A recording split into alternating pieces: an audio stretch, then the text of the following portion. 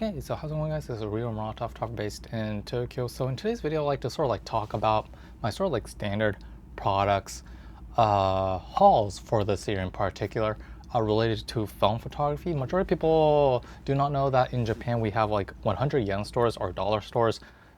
The most famous one is Daiso, by no means. There's Serie 3 coins, and standard products is in a way a 100 yen store. However, it's like in the premium market, which they kind of start selling products above 300 yen, so roughly like 1.52 dollars or so, up to like 1,000 yen, so that's like $6-7 or so. And I thought it made sense because I was basically browsing around standard products shops. They're located almost everywhere in Tokyo, like in Shinjuku, Shibuya, Kichijoji, you name it all. And I realized that there were a couple of items that I could utilize for my film photography journey, or maybe trips that I'm planning in the future years to come. So I thought it'd be nice to mention it for you guys and also share my insight of these products. And not necessarily, I have to say this beforehand, but unlike dollar shops in North America where they continue to sell the exact same products throughout the whole year or so, the 100 yen store in Japan specifically, I guess standard products and I guess the more expensive shops tend to frequently update and change their product lineup. So if you're watching this probably like 2 years or maybe 3 years down the road, probably the products that I'm mentioning right now might disappear from the shelves because it's more like of a seasonal product. So yeah, let's get into it. So starting out is this knit Nord pouch in the background, which looks like this. I'll stick in a BTS for you guys about the pouch, but this is basically a pouch that comes with a zipper. And what makes this unique is, I'll stick in the dimension for you guys, but it's roughly 21 centimeters by 7 centimeters.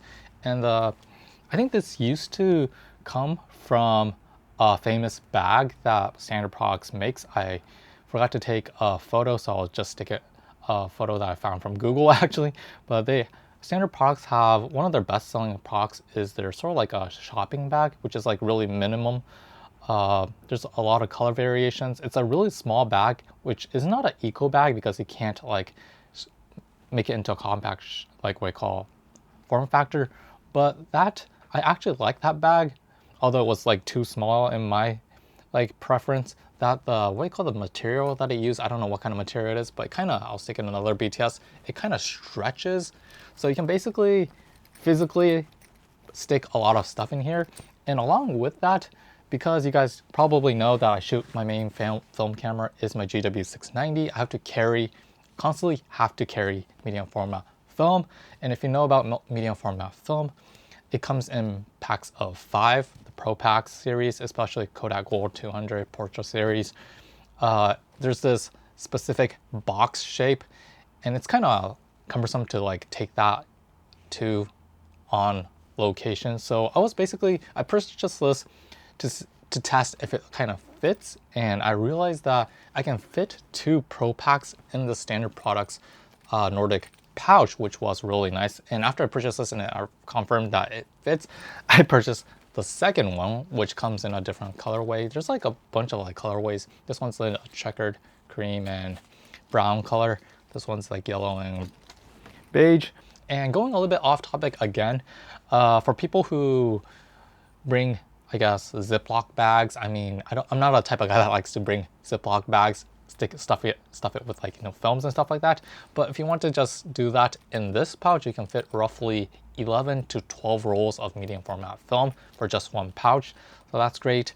However, there's a downside to that, is that after I stuck in 12 rolls of film in here, I'll stick in the audio for you guys, or when you fuss it around on with your fingers, and when you do this, crunch it up, it makes a lot of noise. So that's one large downside about this pouch, is that it cannot prevent that what do you call film, the package of the medium format film rubbing against each other, which sounds wrong, but yeah, I actually don't like that sound. So I would rather carry medium format film in a box. So yeah, that's one area to note.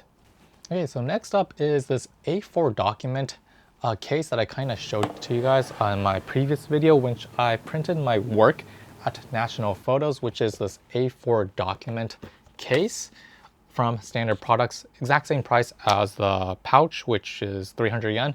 This too is 300 yen, so roughly $2 or so. This is basically an A4 document case that's made out of hardcore cardboard box.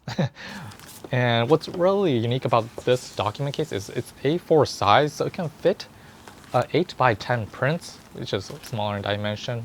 So I basically printed my 10 by 8 by 10 prints from National Photos. I basically put it in here, transported it back to my home.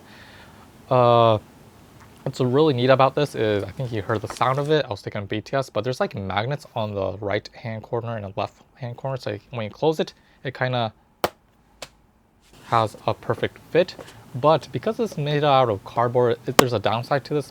It is not weatherproof, so I wouldn't suggest bringing this to locations that's like really wet, rainy and stuff like that, because it could get wet. And also there's like a slit in the middle, so water or any kind of like damage could go through and kind of damage the stuff inside. It's more like a document case if you're like transporting something in a super short like distance, so you're running down to a sort of like a lab to get your prints printed, or maybe you're dropping off your film negatives to a lab. I mean, I can basically use this, and like I said, it's like 300 yen, so it's like really affordable in that mind. I kind of completely forgot about this, but along with this document case, they also sell an archival box using the exact same material as this, so you get more depth. Actually, I couldn't find that product within the store, so I was taking a photo for you guys again, but it has a similar sort of like a mechanism. There's like magnets on 4 corners, and it basically like folds up to a box actually. And we are not using it, you basically can like collapse it down to make it into a really compact, slim profile. So sticking a bunch of photos for you guys, but that's like one thing to note. I should have purchased that archival box and kind of shared it with you guys. I never knew about it, so hopefully I can find that in the future. Okay, so next up, number 3 up on the list is this carabiner, aka magnet. I don't know the full name of this, but it's basically a carabiner. So you basically attach this to your backpack, and right here there's a like interconnecting lock mechanism that's like fully magnetic. I think it didn't say on the paper that it came with, but I think this is a neodymium magnet, which is a really strong magnet actually. And when you pull on it really strong, it comes off, and it comes with a sort of like a ring right here. So you can basically attach items that you want frequently, such as, I mean, the possibility is endless. You could put like, if you're like photographing on a really hot summer day, you can attach a fan actually. I was taking a BTS for you guys. Or you can put like maybe pet bottles, or you could put like bus passes, transit passes, or any kind of accessories that you can think of to this. And when you just need it, you just pull on it and it comes off. Use that pass or something. And once you're done, you basically move this like 5 centimeters away from the original location. It kind of sticks like that.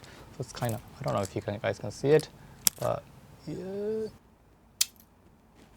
So it's kind of really great if you're like traveling somewhere, if you need something away from the bag, and once you're done using it, you can basically put it back. So I'd love to hear from you guys. I think this came from several like a hikers like a product lineup maybe. A lot of like hikers tend to use something like this, but yeah, you can put like lanterns and stuff like that. But for photography needs, I haven't come to a conclusion of how to use this yet. So yeah, I'd love to hear from you guys if you have any like ideas of what to attach to this. I mean, there's like limitless like unlimitless like possibilities. So yeah, this was on the other hand, because it's like fully aluminum, I think die cast if I'm right, this was rather expensive. This was like 500 yen, so $3 or so. So yeah, carabiner magnetic latch. Okay, so last but not least from my Standard Products haul is this tiny backpack that I found when I was browsing their shop actually, and it just looks like a tiny backpack that looks like, that's like smaller than my hand actually. but it is like one of those, super retro because I was like a 90s kid, 2000 kids. I remember during my elementary school years that my parents had to give me this gigantic backpack which looked like this, the trauma, the backpack being larger than your body size, now I really kind of remember it. But yeah, I went a little bit off topic. But they were selling this for 300 yen, and it comes with another carabiner right here, so you can attach this to your backpack. And I was basically wondering what I could use for this, and there's like one fundamental thing that I was hitting as a problem actually, which was where the heck should I throw my medium format film residue or garbage actually. If you guys shoot with medium format film, you 100% have this problem of where the heck do I stuff the wrapper, the paper that keeps on, flowing your pockets. Every time I shoot with a new film stock, I basically had to remove it, put it in a safekeeping deposit or sort of like a case, and then I take out a new film stock from my bag, rip open the wrapper, and then I basically stuff all those garbage in my pocket. And when I come back home or when I come back to a hotel, if I'm like shooting especially at Hatoe Hotel, which I previously went, it's not a great experience, when you stick your right hand in your pocket and you find garbage instead of picking up your wallet.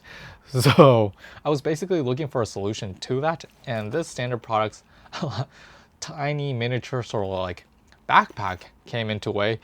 And there's like two pockets, a tiny pocket in the front and sort of like a larger, I have like garbage in here, but take that out, but media core sort of like pocket here. So I basically could stick all my garbage, as in that foam wrappers, in here and basically attach this on the side of my bag. And because it has like two shoulder straps right here, like so, right here, I can basically belt loop this through the side of my backpack and have this like sitting there as a safekeeping. And when I finish like shooting with one roll of film, I could basically stick in on my used film that I shot in this bag. I mean, there's a lot of possibilities with this small tiny bag. You can put extra film stocks in here, like black and white or any other color natives in here for easy access, or for someone like me, you can basically stick in the garbage in here as a way to prevent contamination of the the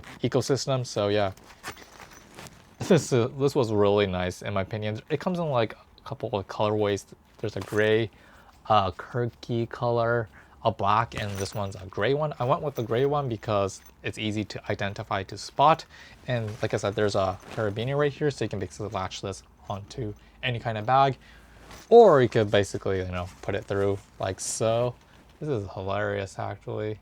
So yeah, Standard Products tiny backpack, or miniature backpack actually. And there's a lot of space in this tiny backpack, so you might get away with sticking in a Ricoh GR3, like point and shoot film camera, or maybe the GR4 or 3X in here maybe. I think dimension wise it will fit in here.